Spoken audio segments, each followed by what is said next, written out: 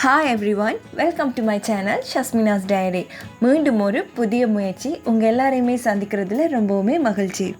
இன்றைக்கி நாம் பண்ண போகிற ரெசிபி பார்த்திங்கன்னா மீதமாக இருக்க சோறு வச்சு தான் பண்ண போகிறோம். பொதுவாக சோறு மிஞ்சி போனால் அதை என்ன செய்கிறதுன்னு தெரியாமல் யோசிச்சுட்டு இருப்போம் இல்லையா? அண்ட் அதோட அதை வேஸ்ட் பண்ணவும் நமக்கு மனசு இருக்காது. அந்த மாதிரி டைமில் இது மாதிரி ரொட்டி செஞ்சு பாருங்கள், ரொம்பவுமே யூஸ்ஃபுல்லாக இருக்கும். மிஞ்சின சோறுமே வேஸ்ட் ஆகாது, அதோட ஒரு மன திருப்தியாகவுமே இருக்கும். அதோட நாம் செய்ய போகிற ரொட்டியுமே நல்ல சாஃப்டாக பஞ்சு மாதிரி இருக்கும். இந்த ஈஸியான ரொட்டி ரெசிபி எப்படி செய்யலாம்னு பார்க்கலாம் வாங்க.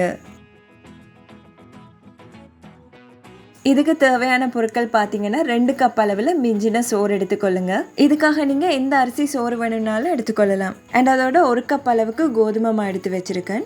கூடவே 1 கப் அளவுக்கு துருவின தேங்காய் பூ எடுத்துக்கொள்ளுங்க. தேங்காய் பூ பார்த்தீங்கன்னா உங்கள் தேவைக்கு ஏற்ற மாதிரி கூட குறைய சேர்த்துக்கொள்ளலாம். அடுத்ததாக 1 டேபிள் ஸ்பூன் அளவுக்கு ஈஸ்ட் எடுத்து வச்சுருக்கேன். கூடவே 1/2 டேபிள் ஸ்பூன் அளவுக்கு சீனியும் எடுத்துக்கொள்ளுங்க.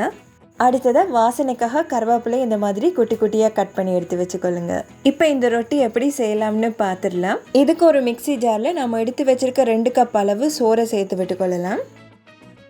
சேர்த்ததுக்கு அப்புறமா இது கூட நம்ம சோறு எடுத்த அதே கப்பால் 1 கப் அளவுக்கு தண்ணி சேர்த்து விட்டு இது நல்லாவே ஃபைன் பேஸ்ட்டாக அரைச்சி எடுத்துக்கொள்ளுங்க.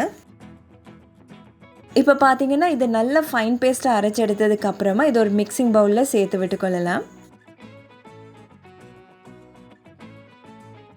இப்போ இது கூட நம்ம எடுத்து வச்சுருக்க 1 கப் அளவு கோதுமை மாவை சேர்த்து விட்டுக்கொள்கிறேன். கூடவே எடுத்து வச்சுருக்க தேங்காய் பூவையும் சேர்த்து விட்டுக்கொள்ளுங்க. அண்ட் இது கூடவே நாம் எடுத்து வச்சுருக்க ஈஸ்டையும் சீனியையும் சேர்த்து விட்டுக்கொள்ளலாம். சேர்த்ததுக்கு அப்புறமா இது எல்லாத்தையுமே சேர்த்து ஒரு தடவை நல்லாவே கலந்து விட்டுக்கொள்ளுங்க. இப்போ இது கூட நம்ம மாவு எடுத்தோம் இல்லையா, அதே கப்பால் 1 கப் அளவுக்கு தண்ணி சேர்த்து ஒரு விஸ்க் வச்சு கட்டிகள் இல்லாதபடி இது நல்லாவே கலந்து விட்டுக்கொள்ளலாம். இப்போ இது ஒரு மூடி போட்டு மூடி ஒரு 1 hour இதை நல்லாவே ரெஸ்ட் பண்ண வச்சு எடுத்துக்கொள்ளுங்க. 1 hour ஆனதுக்கு அப்புறமா இதை ஓப்பன் பண்ணி பார்க்கலாம். இந்த மாவு பார்த்தீங்கன்னா நல்லாவே பொங்கி வந்திருக்கு. இப்போ இதை லைட்டாக ஒரு தடவை மிக்ஸ் பண்ணி விட்டுக்கொள்ளுங்க.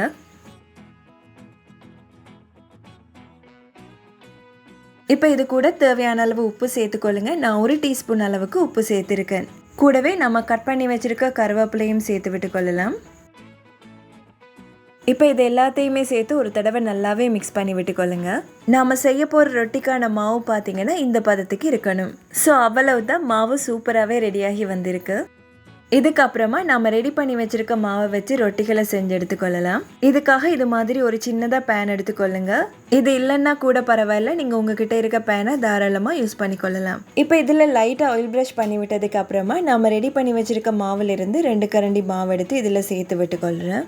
இந்த மாதிரி கரண்டி அளவுகள் வச்சு மாவு சேர்க்கும் போது பார்த்தீங்கன்னா நம்ம செய்ய போகிற எல்லா ரொட்டிகளுமே ஒரே சைஸ்லேயே நமக்கு கிடைக்கும். பார்க்குறதுக்குமே ரொம்ப அழகாக இருக்கும். இப்போ இந்த பேனில் மாவை சேர்த்ததுக்கு அப்புறமா இது ஒரு மூடி போட்டு மூடி வச்சுக்கொள்ளுங்க.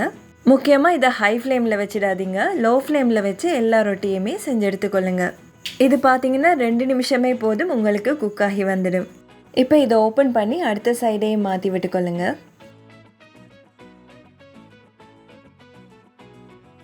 திரும்பவுமே இது ஒரு மூடி போட்டு மூடி 2 நிமிஷம் வேக வச்சு எடுத்துக்கொள்ளலாம். இப்போ இதை ஓப்பன் பண்ணி பார்க்கலாம். நம்ம செஞ்ச ரொட்டி நல்ல கமகமன்னு வாசனையோட சூப்பராகவே ரெடியாகி வந்திருக்கு.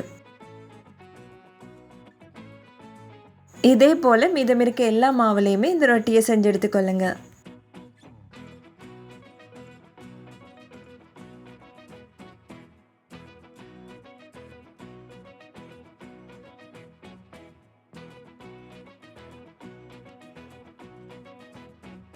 ஸோ அவ்வளவுதான், நம்மளுடைய ரொட்டி ரொம்பவே கலர்ஃபுல்லாக சூப்பராகவே ரெடியாகி வந்திருக்கு. வீட்டில் இருக்கவங்களும் ரொம்ப விரும்பி சாப்பிடுவாங்க.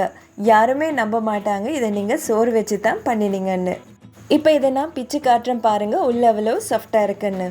இதை நீங்கள் ஏதாவது சட்னி, குருமா இல்லைன்னா கட்டை சம்பல் வச்சு கூட சாப்பிடலாம், ரொம்பவே பக்காவாக இருக்கும். கண்டிப்பாக நீங்களும் இதே மெத்தடில் ட்ரை பண்ணி பாருங்கள். வீட்டில் இருக்கவங்க ரொம்ப என்ஜாய் பண்ணி சாப்பிடுவாங்க. வாழ்க்கையில் ஒரு முயற்சி. இந்த முயற்சிக்கான பலன் உங்கள் அன்பான ஆதரவும் அழகான சொற்களும் தாங்க. என்ன போல் முயற்சி செய்கிறவங்களுக்கு கை கொடுக்கணும்னா உங்கள் அன்பானவங்களுக்கு ஷேர் பண்ணுங்கள், தோள் கொடுங்க. இதே போல் மீண்டும் ஒரு புது முயற்சியில் முடிந்தால் சந்திப்போம். அதுவரை மகிழ்ச்சியாக வாழ்வோம், முடிந்தால் வாழ வைப்போம். பாய் பாய்.